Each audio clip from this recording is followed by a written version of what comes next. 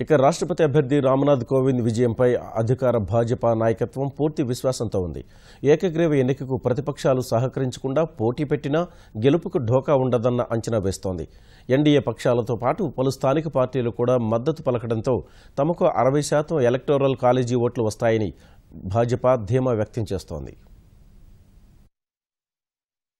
రాష్ట్రపతి ఎన్నికల్లో విపక్షాలు తమ అభ్యర్థిని నిలబెట్టిన రామ్నాథ్ కోవింద్ తప్పక విజయం సాధిస్తారని ఎన్డీఏ ధీమా వ్యక్తం చేస్తోంది. ఇప్పటికే కోవింద్ అభ్యర్థిత్వానికి ఎన్డీఏ పార్టీలన్నీ పూర్తిస్థాయి మద్దతు పలికాయి.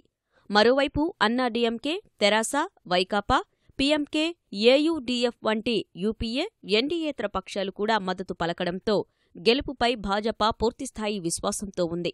ఎలక్టోరల్ కాలేజీలో దాదాపు 60% ఓట్లు వస్తాయని భావిస్తోంది. ఇటీవల జరిగిన అసెంబ్లీ ఎన్నికల్లో జయభేరి మోగించిన భాజపా బలం గణనీయంగా పెరిగింది. దేశవ్యాప్తంగా 776 మంది ఎంపీలు, 4120 మంది ఎమ్మెల్యేలు కలిసి రాష్ట్రపతిని ఎన్నుకోనుండగా ఎలక్టోరల్ కాలేజీలోని మొత్తం ఓట్ల విలువ 10,98,903గా ఉంది. మెజారిటీ రావడానికి 5,49,453 ఓట్లు అవసరం.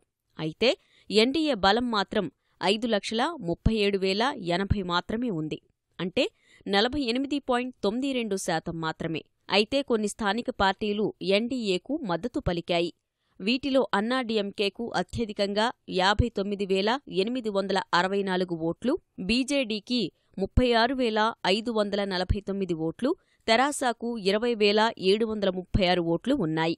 వైకాపాకు 17,574, ఏయూడీఎఫ్కు 3,632 ఓట్లు, పీఎంకేకు 708 ఓట్లు, ఎన్ఆర్ కాంగ్రెస్కు 836 ఓట్లు ఉండగా 7 స్వతంత్రులకు 4,956 ఓట్లు ఉన్నాయి. మొత్తం మీద మరో 1,44,855 ఓట్లు వచ్చే అవకాశముంది.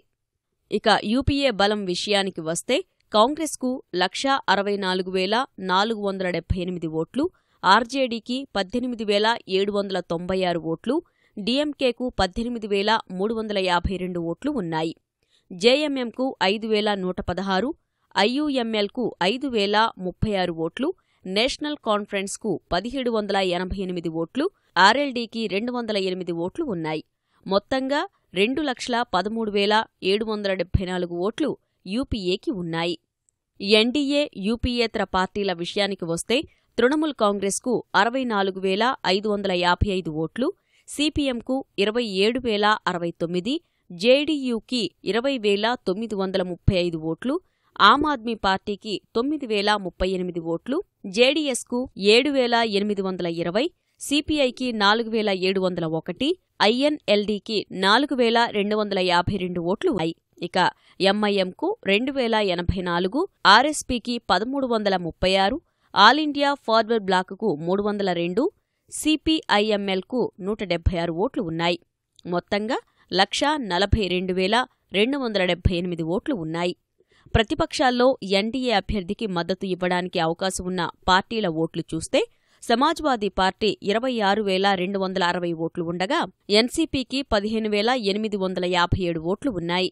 బీఎస్పీకి 8,200, కేరళ కాంగ్రెస్ ఎంకు 2,256 ఓట్లు, జేవీఎంకు 352 ఓట్లు ఉన్నాయి.